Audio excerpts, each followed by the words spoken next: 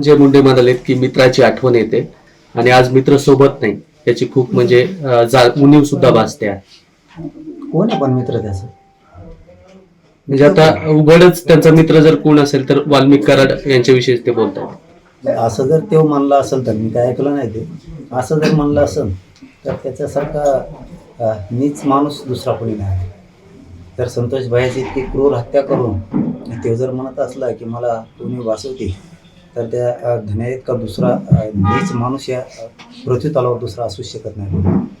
तो मित्र असो किंवा ते स्वैर असो, वाईट कृत्य जर केलं तर त्याचं कधीच समर्थन करायचं नाही.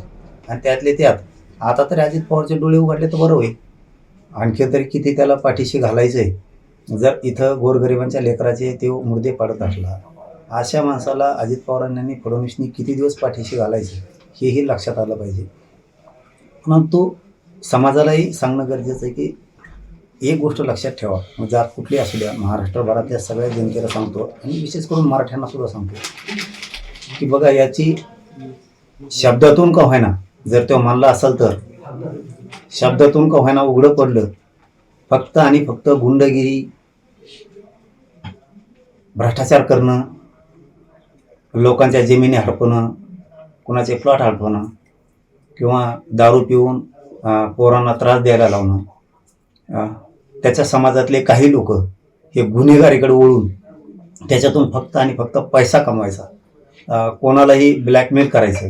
मग मंत्री असं, सरकार असं, अधिकारी असतील किंवा मराठा समाजासारखे नेते असतील काही, यांना ब्लॅकमेल करायचा आणि स्वतःचा संसारच मोठा करायचा आणि त्यातून तो काळा पैसा, पापी पैसा उभा करायचा आणि त्याच्या लेकरा बाळासाठी लावायचा. ही इतकं भयंकर पाप तो करत होता. जर तसं म्हणत असेल तर लोकांनी एक गोष्ट मात्र खूप समजून घेतली पाहिजे, किती पापी वृत्तीतून, किती गुंडगिरीतून ह्यो पैसा आणि राजकारण उभा करत होता. असले राजकारणासाठी आणि लोकांसाठी, जिल्ह्यासाठी आणि जनतेसाठी असा माणूस अजिबात चांगला नाही. इथून पुढे तरी लोकांनी डोळे उघडलेच पाहिजे आणि विशेष करून फडणवीसने, अजित पवारने तरी आता डोळे उघडले पाहिजेत. नसता याच्या पापात तुम्ही सुद्धा खाको.